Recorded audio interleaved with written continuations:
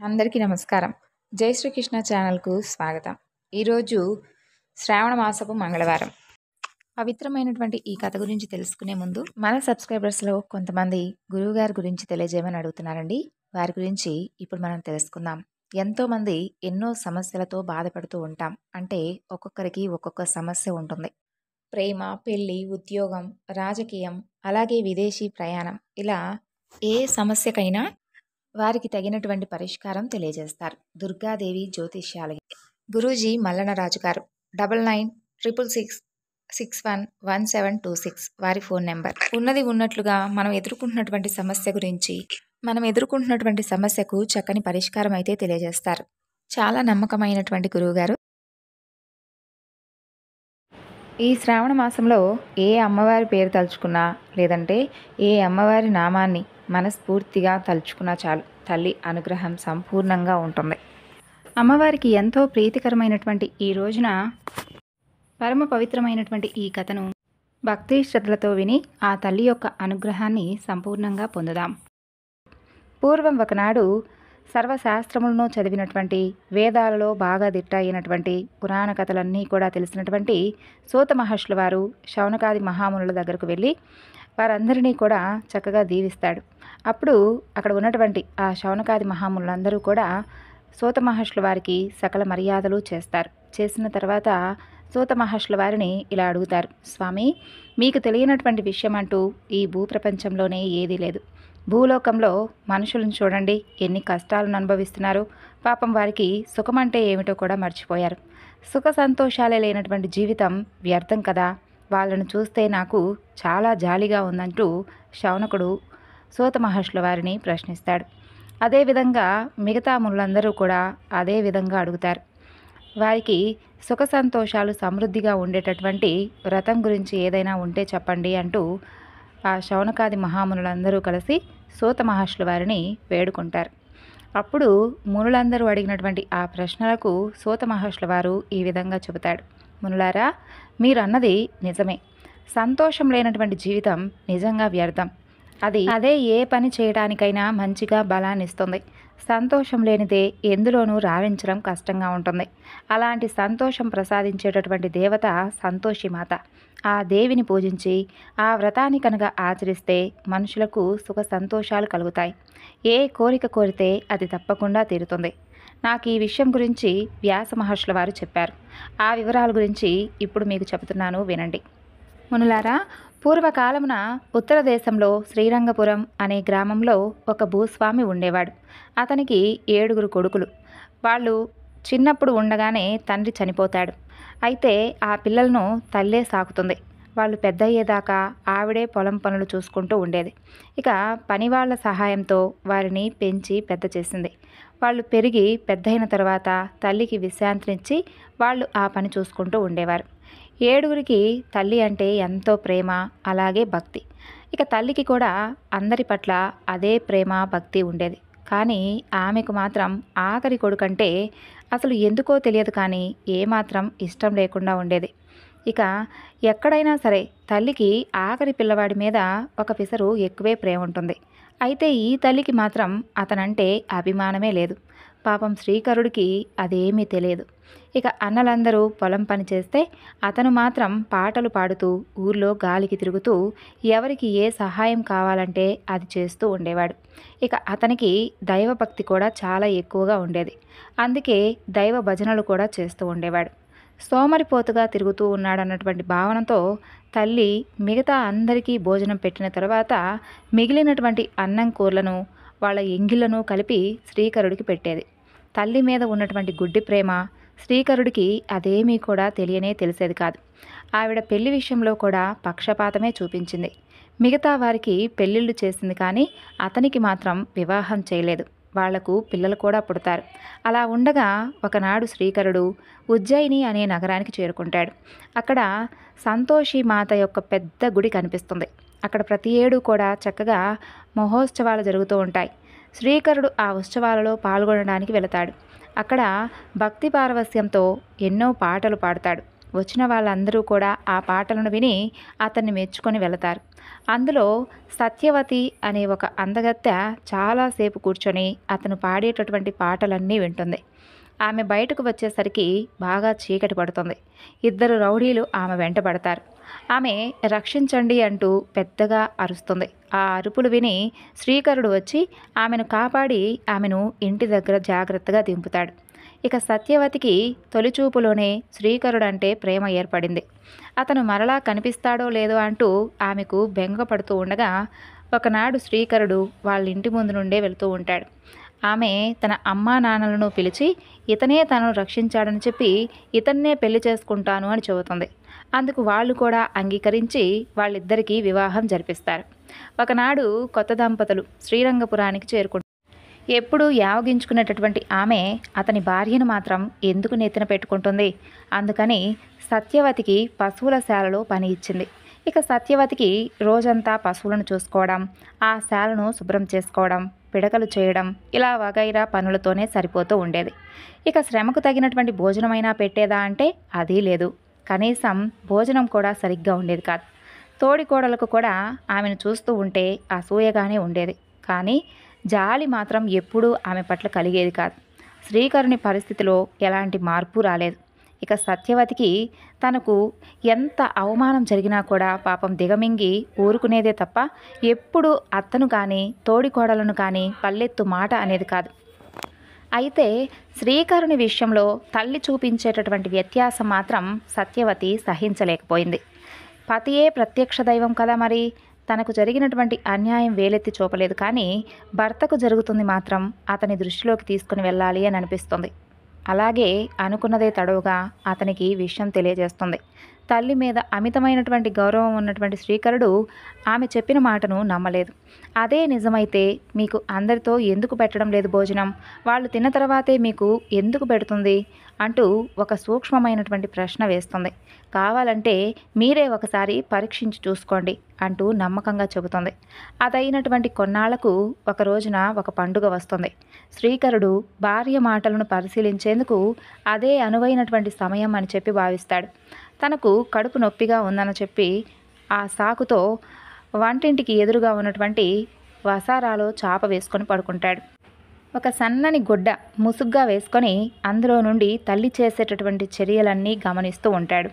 ఇదేమీ తెలియనటువంటి ఆ తల్లి యథాప్రకారంగా చేసినటువంటి లడ్డూలు, మిగతా పిండి వంటలు తక్కినటువంటి 6 కొడుకులకు పెట్టి వాళ్ళు వదిలేసినటువంటి అన్నీ కూడా ఒక పాత్రలోకి వేసి శ్రీకరునికి తెచ్చిచ్చి తినమని చెబుతుంది. తను దైవంగా నమ్మినటువంటి తల్లే తనకు చేసేటటువంటి ఇంతటి మోసాన్ని సహించలేనటువంటి ఆ శ్రీకరుడికి చాలా విపరీతంగా కోపం వచ్చేస్తుంది. నాకు ఆకలిగా లేదు, వద్దుపో అని అంటాడు చిరాగ్గా. కొన్ని నిమిషాలైన తర్వాత రేపు వెళ్ళి కొన్నాళ్ళు ఊళ్ళు తిరిగి వస్తానని చెప్పి అప్పుడు కానీ తనకు శాంతి దొరకదని చెప్పి భావిస్తాడు. తల్లికి చీమ కుట్టినట్లుగా అనిపించదు. అందుకు రేపటి వరకు ఎందుకురా, ఇదిగో ఇప్పుడే వెళ్ళిపో అని అంటుంది. ఇక శ్రీకరుడికి ఒక్క క్షణం కూడా ఆ ఇంట్లో ఉండబుద్ధి కాలేదు. వెంటనే పశువుల శాలలో పనిచేస్తున్నటువంటి తన భార్య దగ్గరకు వెళ్ళి ఆమె అన్నది నిజమేనని చెప్పి ఒప్పుకొని తన మనసు విరిగిపోయిందని చెప్పి తను దేశాంతరం వెళ్ళి డబ్బును సంపాదించుకొని వస్తే తామిద్దరూ సుఖంగా ఉండవచ్చని చెప్పి అంతవరకు అత్తగారు పెట్టినటువంటి కష్టాలను కాస్త ఓర్చుకోమని చెబుతాడు. ఆమెను తాను మరవనని చెప్పి తన గుర్తుగా అతని ఉంగరాన్ని ఇస్తాడు. ఆమెను కూడా ఏదైనా ఇమ్మని అడిగితే పేడ పిసికేటటువంటి నా దగ్గర ఏముంటుందండి, ఇదిగో ఆవు పేడతో నిండినటువంటి నా హస్తముల ముద్రే నా ముద్రిక అంటూ తన 2 చేతులను అతని పంచె వెనుక అద్దుతుంది. అదే 10,000 అని చెప్పి శ్రీకరుడు సంతోషంగా భావిస్తాడు. ఇక అక్కడి నుండి వెళ్ళిపోతాడు. అలా శ్రీకరుడు వారం రోజులు ప్రయాణించి మాధవపురం అనే ఊరికి చేరుకుంటాడు. అక్కడ ఒక శ్రీమంతుడైనటువంటి వ్యాపారి దగ్గరకు వెళ్ళి ఉద్యోగం అడుగుతాడు. ఉద్యోగం అడిగితే ఉత్తముడైనటువంటి ఆ వ్యాపారి వెంటనే ఒక చిన్న పని ఇస్తాడు. ఇక శ్రీకరుడు అదే మహాభాగ్యం అని చెప్పి ఎంతో శ్రద్ధగా ఆ పని చేసుకుంటూ ఉండేవాడు. తక్కిన పని వాళ్ళందరూ యజమాని యొక్క మంచితనాన్ని, మెతకతనాన్ని భావించి ఎప్పుడూ కూడా పనిని ఎగ్గొడుతూ ఉండేవారు. కానీ శ్రీకరుడు మాత్రం అలా కాదు. చక్కగా మనసు పెట్టి మరీ పనిచేస్తూ ఉండేవాడు. జమా ఖర్చులు, లావాదేవీలు ఇలాంటివి చేస్తూ ఉండేవాడు. అతని శ్రద్ధ వలన ఆ వ్యాపారి వ్యాపారం కూడా బాగా మెరుగుపడుతుంది. దాంతో ఆ వ్యాపారస్తుడు ఎంతో సంతోషించి అతనిని తన విశ్వాసపాత్రునిగా గ్రహించి అతన్ని పై అధికారిగా నియమించి అతనికి ఎక్కువగా జీతం ఇచ్చేవాడు. అతను అప్పటికే వ్యాపారంలో బాగా మెలకువలు తెలుసుకోవడంతో తన బుద్ధి కుశలతతో తన యజమాని వ్యాపారాన్ని ఎంతో అభివృద్ధి పరిచాడు. యజమాని ప్రత్యేక బహుమానాలు కూడా ఇస్తూ ఉండేవాడు. అలా తన జీవితమంతా చక్కగా సాఫీగా సాగిపోవడం వలన ఆపద మొక్కులు సంపద మరుపులు అన్నట్లుగా తన భార్యకు ఇచ్చినటువంటి మాటను అసలు తన ఊసును మర్చిపోతాడు శ్రీకరుడు. అలా చివరికి తన ఊరిని కూడా మర్చిపోతాడు. అక్కడ అతను అలా ఉంటే ఇక్కడ సత్యవతి బ్రతుకు మాత్రం పాపం చాలా అధ్వానంగా ఉంటుంది. కొడుకు ఉంటేనే లెక్క చేయనటువంటి ఆ అత్తగారు ఇక ఆవిడ ఆగడాలైతే కొడుకు లేకపోతే తగ్గుతాయా, ఇంకా ఎక్కువగా శృతిమించాయి. ఇదేమిటి అని చెప్పి అడిగేవారు ఎవ్వరూ లేరు. అలా సత్యవతి ప్రతిరోజు కూడా అడవికి వెళ్ళి కట్టెలు కొట్టి ఇంటికి తీసుకొని రావాలి. ఇంతకు ఆమెకు పెట్టేది తవుడుతో చేసినటువంటి 2 రొట్టెలు మాత్రమే, కొబ్బరి చిప్పలో కొంత నీరు మాత్రమే. అవే ఆవిడ సత్యవతికి పెట్టేటటువంటి ఆహారం. అత్తగారు తోడి కోడళ్ళు ఎంత తిట్టినా ఎన్ని రకాలుగా అవమానపరుస్తున్నా తను నమ్ముకున్నటువంటి దైవం తన పతిదేవుడు తప్పకుండా తిరిగి వచ్చి తనను కాపాడుతాడని గంపెడంత ఆశతో ఓపిగ్గా సహనంగా ఎదురు చూస్తూ ఉంది పాపం ఆ సాధ్వీమణి. ఆమె చిక్కి శల్యమైనా కూడా పట్టించుకునే నాథుడే లేడు. నాథుడే మర్చిపోతే ఇక వీళ్ళకేమిటి? ఇక ఇదిలా ఉండగా ఒక శుక్రవారం నాడు ఆమె అడవి నుండి తిరిగి వస్తూ ఉండగా ఊరి పొలిమేర్లలో ఒక ఇంట్లో కొందరు ఆడవాళ్లు చేరి ఏదో పూజ చేయడం కనిపిస్తుంది. ఆమె కూడా బాగా అలసిపోయి ఉండడంతో అక్కడ కాసేపు ఆగుతుంది. అక్కడ వారందరూ కలిసి ఒక దేవతకు పూజ చేయడం, ఆమె కథ వినడం జరుగుతుంది. సత్యవతి అక్కడ ఒక ఇల్లాలని, ఈ దేవత ఎవరమ్మా, ఈమెను ఎలా పూజ చేయాలి, దీనివలన కలిగే లాభం ఏమిటి అని అడుగుతుంది. అప్పుడు ఆమె ఇలా చెబుతుంది, ఈ దేవి సంతోషి మాతమ్మ, ఈమె కోరిన కోరికలను సఫలం చేసేటటువంటి దేవత అని చెప్పి ఓపిగ్గా పూజా విధానం గురించి, ఉద్యాపన యొక్క పద్ధతి గురించి వివరిస్తుంది. ఇక సత్యవతి అక్కడ జరుగుతున్నటువంటి పూజనంతా చూసి కథంతా విని ప్రసాదాన్ని స్వీకరించి ఇంటికి వస్తూ తను కూడా తన భర్త రాకకై ఆ పూజను చెయ్యాలి అని చెప్పి మనసులో నిశ్చయించుకుంటుంది.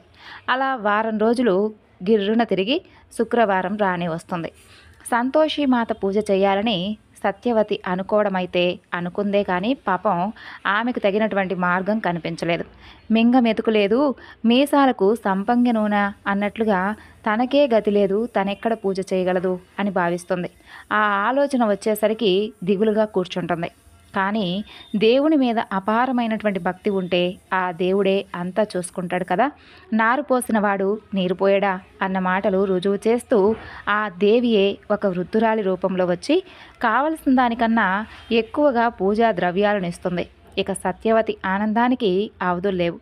సాయంకాలం వరకు ఉపవాసం ఉండి పూజ చేసి చక్కగా కథ చెప్పుకొని మంగళహారతి ఇచ్చి ప్రసాదం తనకు కావలసిన వారికి అందరికీ కూడా పంచుతుంది. తన భర్త త్వరలోనే తిరిగి రావాలని చెప్పి ఆ తల్లిని వేడుకుంటుంది. అలా 3వ శుక్రవారం పూజ అవ్వగానే భర్త క్షేమ సమాచారాలు మోసుకొస్తాడు ఒక అపరిచితమైనటువంటి వ్యక్తి. ఇన్నాళ్ళు కనీసం జాడ కూడా తెలియనటువంటి ఆ భర్త గురించిన తెలిసినటువంటి వార్త ఆమెకు రావడం ఆలస్యం. ఇదంతా కూడా ఆ తల్లి అనుగ్రహం కాక మరేమిటి అనుకుంటూ ఎంతో సంతోషిస్తుంది. రెట్టింపైనటువంటి ఉత్సాహంతో పూజను కొనసాగిస్తుంది. అలా 7వ వారం పూజ అయిందో లేదో అదే వ్యక్తి మరలా వచ్చి భర్త ఇచ్చాడని చెప్పి 200 రూపాయలు ఇచ్చి మాయమవుతాడు. సత్యవతికి ఆశ్చర్యం వేస్తుంది. అలాగే ఆశ్చర్యం పడుతుందే కానీ ఆనందం ఆమెకు మాత్రం కలగలేదు. ఎందుకంటే ఆమె కోరింది భర్త రాకే కానీ భర్త పంపినటువంటి ధనం కాదు కదా. దాంతో ఆమెకు నిరాశ నిస్పృహలు కలిగాయి. పిచ్చిదానిలా అయిపోయింది. కానీ ఆమెకు కలిగినటువంటి ధనప్రాప్తిని చూసి అత్త తోడికోడలకు అసూయ కలుగుతుంది. ఆమె సంతోషి మాతను ఆ రోజు పరిపరి విధాలుగా పూజిస్తుంది. భర్తను తొందరగా రప్పించమ్మా అంటూ ఆ తల్లిని వేడుకుంటుంది. ఇక ఆ రాత్రి సంతోషి మాత శ్రీకరునికి కలలో కనిపించి అతనిని మెత్తగా మందలిస్తుంది. నాయనా శ్రీకర, నీవిక్కడ చాలా సుఖంగా ఉన్నావు. అక్కడ నీ భార్య సంగతి ఏమిటి? అసలు ఆమె పరిస్థితి ఎలా ఉందని కొంచెమైనా ఎప్పుడైనా ఆలోచించావా? ఆమె నీ కోసం ఎంతగా తపిస్తూ ఉందో తెలుసా? ఇప్పటికైనా వెంటనే మీ ఊరికి బయలుదేరి వెళ్ళు నాయనా అంటూ అమ్మవారు చెబుతుంది. శ్రీకరుడు దేవి కలలోకి వచ్చినందుకు చాలా సంతోషిస్తాడు. అలాగే వెంటనే ఆగమేఘాల మీద ఇంటికి వెళ్ళాలి అని అనుకుంటాడు. అయితే ఉద్యోగ ధర్మం మాత్రం అతనికి అడ్డుగా వస్తుంది. యజమాని తన మీద బాధ్యత పెట్టి తీర్థయాత్రలకు వెళ్ళాడు. డబ్బు లావాదేవీలు అలాగే ఉన్నాయి. అతను ఇవ్వాల్సినటువంటి బాకీలు, తమకు చెల్లించాల్సినటువంటి బాకీలు 2 ఉన్నాయి. అమ్మవారితో అదే చెబుతాడు. తల్లి, నాకు కూడా వెళ్ళాలనే ఉంది, కానీ మా యజమాని రాకుండా నేను ఎలాగమ్మా వెళ్ళాలి? ఈ లావాదేవీలు చూడకుండా వెళితే నమ్మక ద్రోహం చేసినట్లు అవుతుంది కదా తల్లి. అతను రాగానే తప్పకుండా వెళ్తానమ్మా అని అంటాడు. ఇక ఆజ్ఞ జారీ చేసినటువంటి ఆ దేవికి ఆ విషయం గురించి తెలియదా? సర్వజ్ఞురాలు కదా మరి ఆ తల్లి. అందుకే మార్గాంతరం కూడా చూపింది. నీవేమీ శంక పెట్టుకోవద్దు.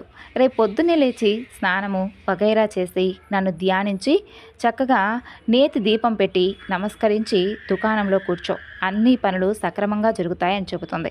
అమ్మవారే మార్గం చూపించిన తర్వాత ఇక సందేహం ఎందుకు అని అనుకుంటాడు శ్రీకరుడు. ఇక ఉదయాన్నే లేచి అమ్మవారు చెప్పిన పనులన్నీ కూడా తూచా తప్పకుండా చేసి దుకాణంలో కూర్చుంటాడు. అంతే, అమ్మవారు చెప్పినట్లే రావాల్సినటువంటి పైకమంతా కూడా టకటకా వచ్చేస్తుంది. అతను ఇవ్వాల్సింది ఇచ్చేస్తాడు. అలా సాయంకాలం అయ్యేసరికి చక్కగా పనులన్నీ కూడా సునాయాసంగా అయిపోతాయి. ఇదంతా కూడా తల్లి యొక్క కృపేనని చెప్పి శ్రీకరుడు భావిస్తాడు. యజమాని కొడుకులకు ఆ వ్యాపారం అప్పచెప్పి తన ఇంటి పరిస్థితి గురించి వివరించి మర్నాడు పొద్దున్నే బయలుదేరతాడు. తను న్యాయంగా సంపాదించినటువంటి డబ్బుతో తన ఊరికి కొన్నాళ్లకు చేరుకుంటాడు శ్రీకరుడు. అలా పొలిమేరలకు వచ్చేసరికి కట్టెల మోపును మొయ్యలేక మోస్తూ ఉన్నటువంటి ఒక యువతి కనిపిస్తుంది. ఆమె ఎవరో కాదు, అతని భార్య సత్యవతి. ఆమె బాగా చిక్కి శల్యమైంది. అది చూసేసరికి అతని మనసు వికలమవుతుంది. ఆమెకు కనపడకుండా ఇంటికి చేరుకుంటాడు. తల్లి లేనటువంటి ప్రేమను కురిపిస్తుంది. సత్యవతి ఇంకాసేపటికి ఇంటికి వచ్చి, అత్త, కట్టెల మోపు తెచ్చాను, మీరిచ్చే ఆ 2 తౌడు రొట్టెలు, కొబ్బరి చిప్పతో నీళ్లు ఇవ్వండి అత్త, బాగా ఆకలిగా ఉంది అని అంటుంది. ఇక నువ్వు వెళ్ళిన తర్వాత నీ మీద బాగా బెంగపడింది మీ ఆవిడ, అందుకే ఇలా చిక్కిపోయింది అంటూ తల్లి చెబుతుంది. తల్లి మాటలో సత్యం ఎంత ఉందో గ్రహిస్తాడు శ్రీకరుడు. తల్లికి కూడా దొంగకు తేలి కుట్టినట్లుగా అవుతుంది. అమ్మా, నాకు బాగా అర్థమైంది, మేమిక ఈ ఇంట్లో ఉండదలుచుకోలేదు, వేరే కాపురం పెడతాము అని చెప్పి భార్యతో కలిసి ఆ ఊర్లోనే ఒక అద్దె ఇంట్లో ఉండసాగాడు. ఇక శ్రీకరుడు తిరిగి వచ్చినటువంటి 2 రోజుల్లోనే శుక్రవారం వస్తుంది. సత్యవతి సంతోషి మాత యొక్క వ్రత ఉద్యాపన చేద్దామని చెప్పి అత్తగారిని, బావగారులను, తోడికోడలను పిలుస్తుంది. అలాగే వారితో పాటు పిల్లలను కూడా భోజనానికి పిలుస్తుంది. అసలే ఎవ్వరికీ కూడా శ్రీకరుడంటే పడడు. అందులోనూ వాళ్ళకన్నా ధనవంతుడయ్యాడు. దాంతో వాళ్ళు అసూయ ఎక్కువైపోయింది. వాళ్ళెవ్వరూ వెళ్లకుండా కేవలం పిల్లలను మాత్రమే పంపిస్తారు. అది కూడా వాళ్ళ మీద ప్రేమతో కాదు, వ్రతభంగం చేయమని చెప్పి కుటిలమైనటువంటి మార్గాలను చెప్పి పంపిస్తారు. ఇక పిల్లలు కూడా అదే విధంగా ప్రవర్తిస్తారు. ఎన్ని మధురమైనటువంటి పదార్థాలే వడ్డించినప్పటికీ కూడా మాకివేమీ వద్దు, మాకివేమీ నచ్చలేదు పిన్ని, మాకు పులుపు కావాలి అని అడుగుతారు. ఇక సత్యవతి రేపు పెడతానని చెప్పి వారిని నచ్చజెబుతుంది. విన్నట్లే విని భోజనం చేసి మాకు కొంచెం చిల్లర కావాలి అని అడుగుతారు. చిల్లర ఇవ్వకూడదు నాయనా అని ఆమెకు తెలిసినప్పటికీ కూడా ఆమెకు జాలి ఎక్కువ కాబట్టి సత్యవతి కాదనలేక వారికి కొన్ని డబ్బులు ఇస్తుంది. వారు వెంటనే దుకాణానికి వెళ్ళి చింతపండు కొనుక్కొచ్చి అమ్మవారి ఎదుటే తింటారు. పాపం పనిలో పడినటువంటి సత్యవతి అదేమీ గమనించలేదు.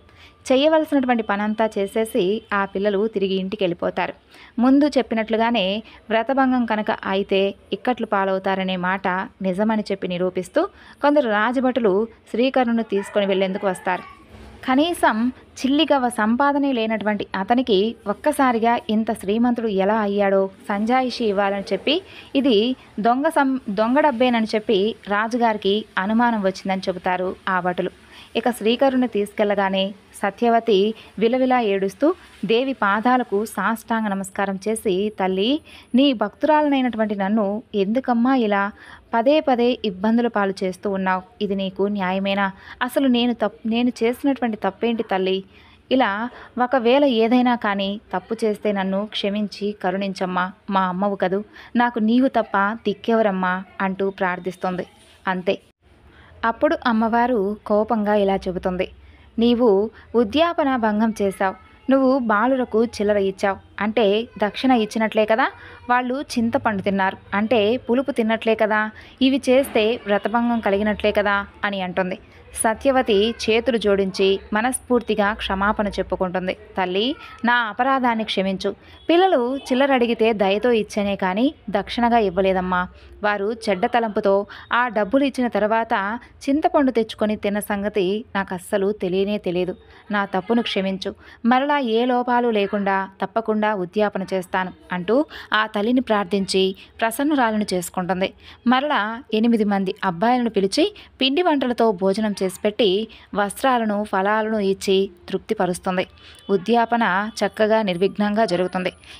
ఇక సంతోషి మాత కూడా ఆమెకున్నటువంటి శ్రద్ధాభక్తులకు ఎంతో సంతోషించి, సత్యవతి, నువ్వు ఏమీ విచారించనవసరం లేదు. నీ భర్త రాజుగారి వలన సన్మానమే పొంది వస్తాడు అని చెప్పి ఆమె విచారాన్ని పోగొడుతుంది. ఇక ఆ రాజు శ్రీకరుణ్ణి అంత డబ్బు నీకు ఎలా వచ్చిందో వివరించమని చెప్పి అడిగితే శ్రీకరుడు అక్షరం పొల్లుపోకుండా తన యజమాని విశేషాలన్నీ కూడా వివరిస్తాడు. సంతోషి మాత ఆ రాజుకు శ్రీకరునిపై సదాభిప్రాయం కలిగించే విధంగా చేస్తుంది. దేవి యొక్క కృప వలన రాజు అతన్ని సత్యవాదే అని చెప్పి నమ్మి, దేవి సత్యవతికి ముందే చెప్పిన విధంగా ఘనంగా ఆ రాజు సత్కరించి పంపిస్తాడు. ఆ విషయం ఊరంతా విని ఆనందిస్తారు.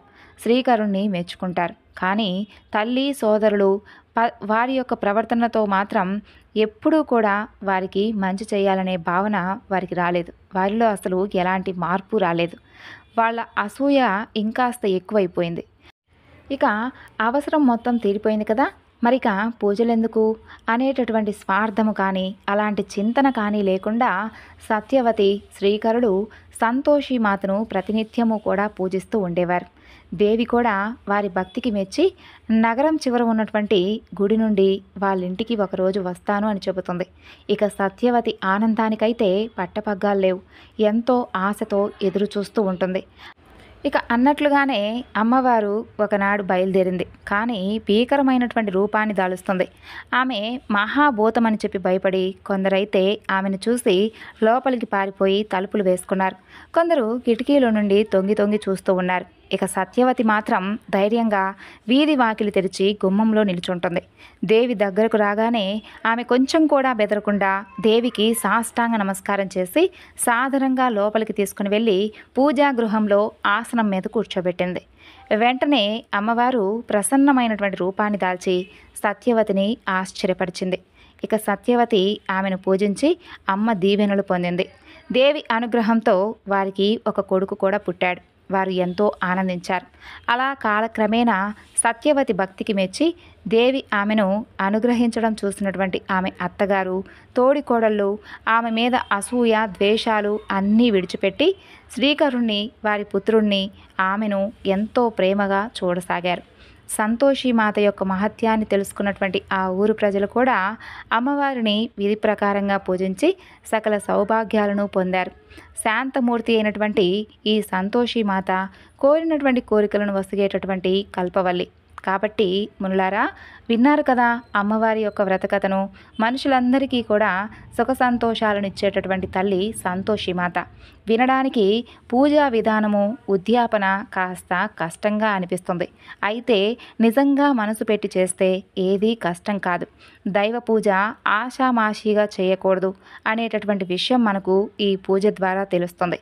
అసలు దైవ పూజే కాదు, ఆ మాటకొస్తే ఏ పని కూడా ఏదో చేశాం అని అనిపించుకోకుండా మనస వాచ కర్మణ చేయాలి. సంతోషి మాత యొక్క వ్రతం చేస్తే అదే విధంగా మనస వాచ కర్మణ చేసేటటువంటి పద్ధతి అలవడి సుఖ సంతోషాలు కలుగుతాయి అనేందుకే అమ్మవారి యొక్క వ్రత విధానము కాస్త కష్టంగా అనిపిస్తుంది అంటూ ముగిస్తాడు సూత మహర్షుల వారు. అప్పుడు శౌనకాది మునులు అడుగుతారు, స్వామి, అమ్మవారి యొక్క వ్రత విధానాన్ని చాలా చక్కగా తెలియజేశారు. మరి అమ్మవారి యొక్క వ్రతాన్ని, పూజా విధానాన్ని ఎలా చేయాలో చెప్పండి అని చెప్పి అడుగుతారు. అప్పుడు సూత మహర్షుల వారు ఈ విధంగా తెలియజేస్తాడు. ఈ వ్రతాన్ని చైత్రమాసం కానీ, వైశాఖ మాసం కానీ, శ్రావణ మాసం కానీ, భాద్రపద, ఆశ్వాయుజ, కార్తీక, మార్గశిర, మాఘ, ఫాల్గుణ మాసాలలో ఏ శుక్రవారం రోజైనా చక్కగా మొదలుపెట్టుకోవచ్చు. ఇక జ్యేష్ఠ, ఆషాఢ, పుష్య మాసాలలో అస్సలు మొదలు పెట్టకూడదు. వ్రతాన్ని ఆడవారు కానీ మగవారు కానీ ఎవరైనా చేసుకోవచ్చు, కానీ కొన్ని నియమ నిష్టలు తప్పకుండా పాటించాలి. ఆ శుక్రవారం ఉపవాసం ఉండాలి. మొత్తం ఉండలేని వారు పూజ అయిన తర్వాత రాత్రి తినవచ్చు. భక్తిగా చేస్తే 3 నెలల్లోనే వారి వారి కోరికలు తప్పకుండా తీరుతాయి. ఎవరికైనా గ్రహబలం చాలక కోరిక తీరకపోతే నిరాశ పడకుండా ఈ పూజను అదే విధంగా కొనసాగిస్తే తప్పకుండా త్వరలోనే వారి కోరిక తీరుతుంది. ఈ వ్రతాన్ని చేసేవారు సత్యాన్నే పలకాలి. ఎన్నటికీ కూడా అబద్ధం చెప్పకూడదు. నిందా వాక్యాలు మాట్లాడకూడదు, అలాగే వినకూడదు. ఆ రోజున మౌనంగా ఉండాలి. అలాగే ఆ రోజు పులుపు కూడా తినకూడదు, అలాగే ముట్టుకోకూడదు. సంసార జీవితం గడపకుండా నేల మీదే పడుకోవాలి. పూజ చేసే శుక్రవారం తెల్లవారుజామునే నిద్రలేచి మంచినీటితో స్నానం చేయాలి. ఉతికినటువంటి వస్త్రాలను కట్టుకొని పూజా గృహాన్ని లేదంటే పూజా మండపాన్ని శుభ్రంగా ఉంచి పూజా సామాగ్రి సిద్ధం చేయాలి. పూజా పీఠం మీద సంతోషి మాత పటం ఉంచి పటం ముందు నీళ్లు పోసినటువంటి కలశం పెట్టి దానిపై కొబ్బరికాయ పెట్టాలి. తర్వాత పూజ చేసి వినాయక పూజ, నవగ్రహ పూజ, అష్టదిక్పాలకుల పూజ, పూర్ణ కలశ పూజ చెయ్యాలి. ఒక కలశం మీద ఒక పాత్రను పెట్టి అందులో బెల్లంతో కూడా వేసినటువంటి శనగలను ఉంచాలి. తరువాత సంతోషి మాతను పూజించి బెల్లాన్ని శనగలను నైవేద్యంగా పెట్టాలి. పండినటువంటి పండ్లను కూడా పెట్టవచ్చు. ఇక నేతి దీపం మాత్రమే వెలిగించాలి. శక్తి కొద్దీ ఈ విధంగా చేసుకోవచ్చు. పూజ అయిన తర్వాత తప్పకుండా కథ వినాలి. పునఃపూజ చేయాలి. ప్రసాదాన్ని 3 భాగాలుగా చేసి ఒక భాగాన్ని కథ చెప్పినటువంటి బ్రాహ్మణుడికిచ్చి ఒకటి ఆవుకు పెట్టి మిగతాది అందరికీ కూడా పంచి తాను కూడా స్వీకరించాలి. ఇక ప్రసాదాన్ని పంచే ముందు సంతోషి మాతకు మంగళహారతి పాట పాడుతూ ఇవ్వాలి. ఇలా కోరిక తీరే వరకు భక్తి శ్రద్ధలతో కనుక చేస్తే తర్వాత తప్పకుండా ఉద్యాపన కూడా చేయాలి. ఉద్యాపన చేసే శుక్రవారం యథావిధిగా పూజ అయిన తర్వాత 8 మంది అబ్బాయిలకు, ఒక బ్రాహ్మణుడకు, ఒక ముత్తైదవుకు భోజనం పెట్టాలి. ఆ భోజనంలో ఎట్టి పరిస్థితిలోనూ పులుపు ఉండకూడదు. తర్వాత వాళ్లకు పూలు పండ్లు ఇవ్వాలి, కానీ దక్షిణ మాత్రం ఇవ్వకూడదు. కావాలంటే బట్టలు పెట్టవచ్చు. ఓ శౌనకాది మహామునులారా, ఇలా ఎవరైతే సంతోషి మాతను పూజిస్తారో వారికి ఉన్నటువంటి దరిద్రం అంతా కూడా తొలగిపోయి సుఖ సంతోషాలు కలుగుతాయి అనడంలో ఎలాంటి అనుమానము లేదు. కోరినటువంటి కోరికలు తప్పకుండా సిద్ధిస్తాయి. కానీ ఏమాత్రం లోపం చేసినా అమ్మవారికి కోపం వచ్చి కష్టాల పాలవుతారు. అందుకనే నియమనిష్టలు చాలా ముఖ్యం. వాటికి ఎలాంటి లోపము రాకూడదు అని చెప్పి శౌనకాది మహామునులందరికీ కూడా సూత మహర్షుల వారు ఈ యొక్క సంతోషి మాత యొక్క వ్రతకథను వినిపించి చివరికి ముగిస్తారు. మనందరిపై కూడా ఆ తల్లి అనుగ్రహం ఎప్పుడూ ఉండాలని మనస్ఫూర్తిగా కోరుకుంటున్నానండి. జై శ్రీకృష్ణ.